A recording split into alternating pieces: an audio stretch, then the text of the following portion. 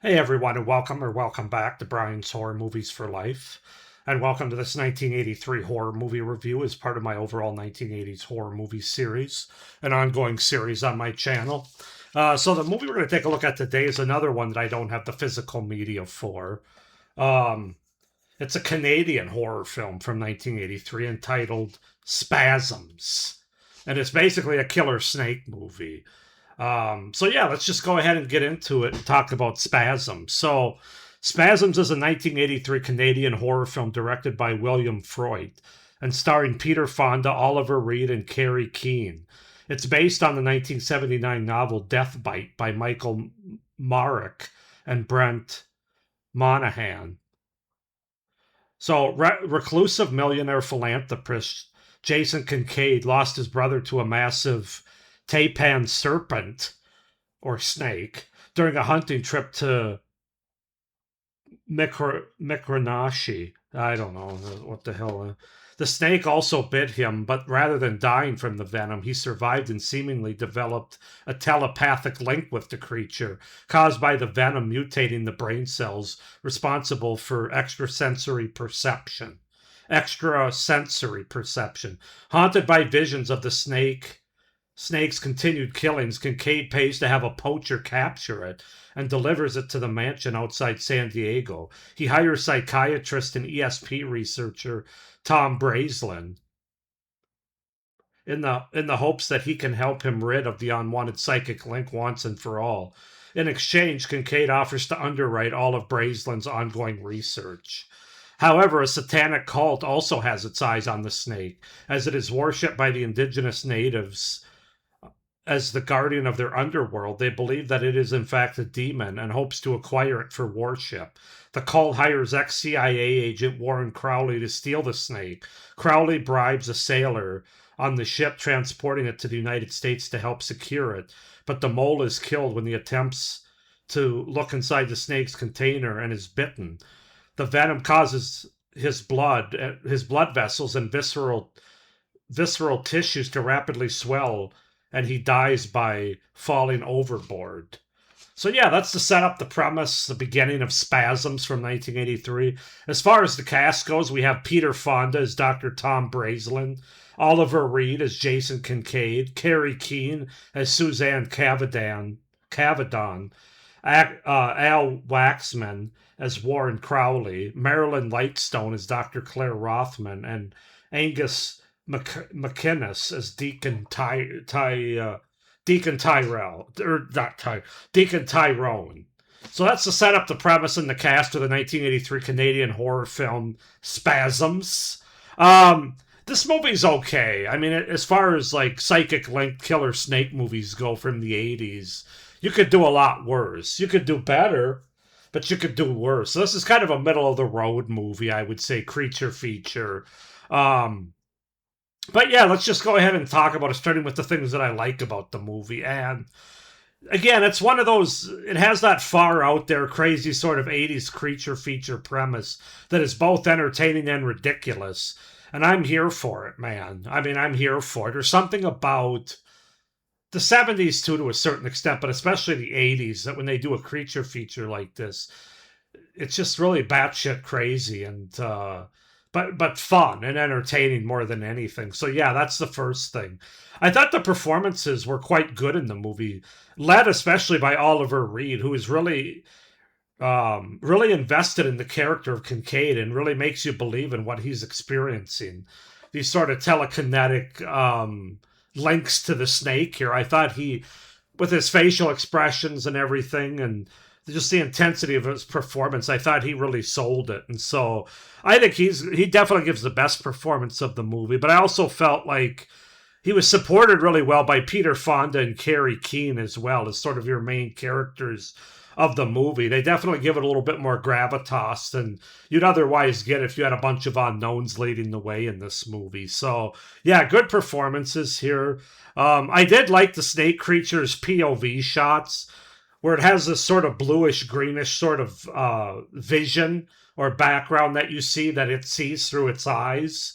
And of course, the majority of this movie is the POV of the snake, because that way they don't actually have to show the snake. They don't have to invest the budget for the the effects of having to show this big creature. But I actually think that works better for the movie because when you don't see it as much or at all for 90% of the movie, it allows you to sort of imagine what it looks like and how big it is and everything. So um but yeah, just what the snake sees and how it sees it, I thought was really effective, especially when it's attacking someone, and it's sort of like moving through this like a woods area or this greenhouse that it's in at one point in the movie. But very effective, very effective. I mean, it's not original. It's been that kind of like night vision or whatever you want to say, POV vision's been done before, but I found it to be effective in this movie. Um, it does have some decent blood and makeup effects, I'll say, especially makeup effects related to the person that's bitten by the snake. There's one when Crowley, spoiler alert, when Crowley gets bitten by the snake and dies towards the end of the movie.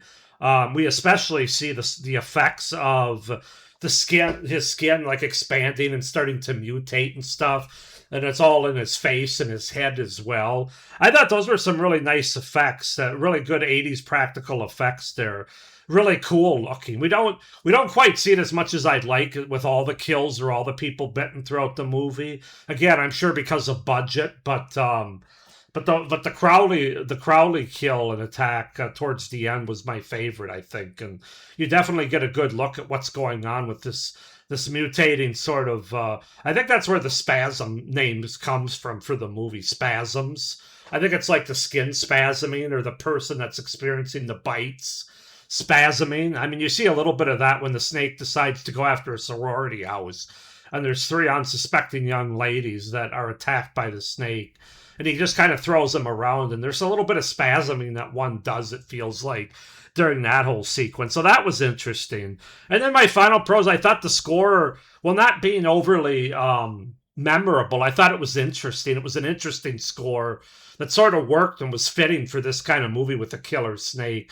Sort of a creature feature score that's got kind of that high screechy animal on attack sort of score there, especially during the attack scenes. I thought it worked very well with those. So those are my pros for Spasms from 1983. As far as cons go, I have to say that the pacing isn't the best.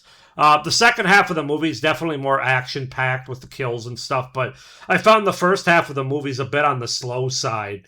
I would even say boring in spots, to be honest with you. I think they just spend a little too much time trying to set up too much without much really happening. There's really no suspense or action in the first 30, 40 minutes of the movie, and therefore it throws the whole pacing off of the entire movie. The movie kind of ends abruptly as well. I feel like the ending was a bit rushed. Like they didn't really know how to end it because apparently from interviews they really didn't know how to end it. Peter Fonda, I think, said that in an interview years later that they couldn't figure out how to end the damn movie, and you can kind of tell it really doesn't have a nice sort of transition to the ending credits there. It just sort of ends abruptly, and it felt a little bit weird. I never really felt like the movie was like this is a very ambitious movie, a very ambitious creature feature.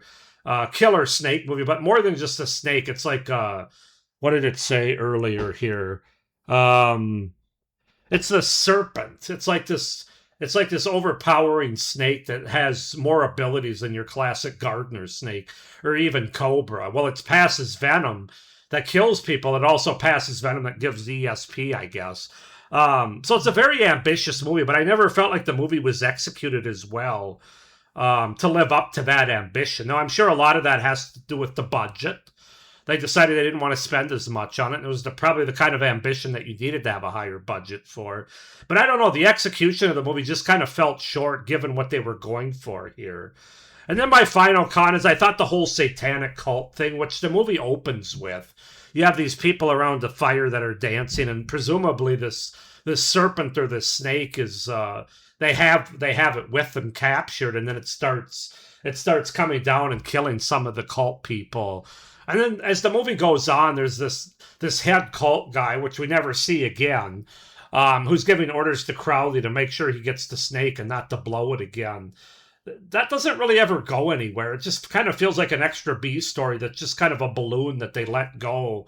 It's just not revisited really, and it just kind of the way the movie ends. It just kind of felt pointless, to be honest with you. So that was another thing that kind of felt really weird and kind of they didn't really land the plane on that either. But overall, guys, Spasms is a decent creature feature, especially for the 80s.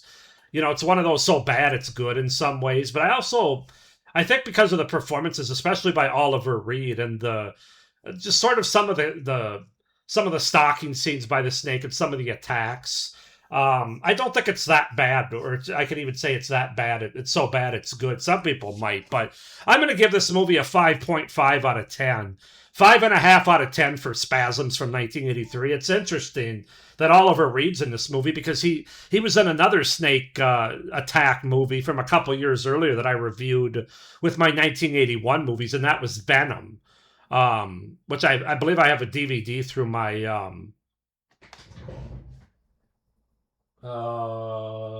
Severin collection. One of my collections, maybe it's Blue Underground, but I did a review for that movie in 1981, and Oliver Reed was also in that movie. I think that movie worked a little bit better than this one, but 5.5 out of 10 anyway for Spasms from 1983. Go ahead and comment down below if you guys have seen this movie before, what you think of it. Comment down below. Please like this movie, hit the like button, hit the notification button, and subscribe if you haven't already. Would really help me out. Although I do want to thank everybody that subscribed to my channel. To have 1,000 subscribers when I really haven't made the effort to have my channel promoted, and certainly YouTube hasn't gone out of its way to promote my channel. It's very gratifying to have 1,000 subscribers.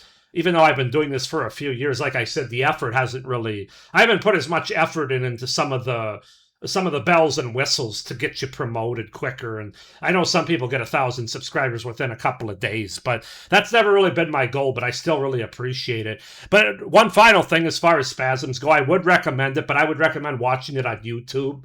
That's where I watched it. I did go on eBay to see if the movie was available just for the hell of it.